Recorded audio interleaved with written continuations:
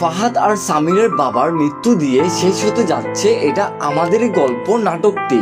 Guys, বিশ্বাস করেন এটা খুবই দুঃখজনক। চাইলে কি রাজভাই নাটকটিকে আরো কিছুদিন করতে পারতো না?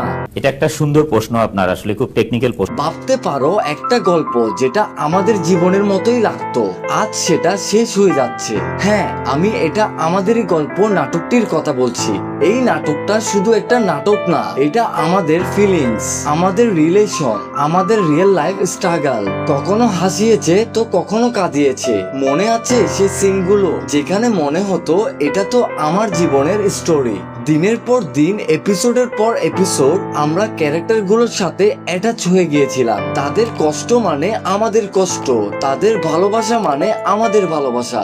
কিন্তু সব গল্পের একটা শেষ থাকে, ঠিক তেমনি এই গল্পও শেষ। ফাহাদ আর সামিরের বাবা খুবই অসুস্থ, এটা সকল দর্শকেই জানে।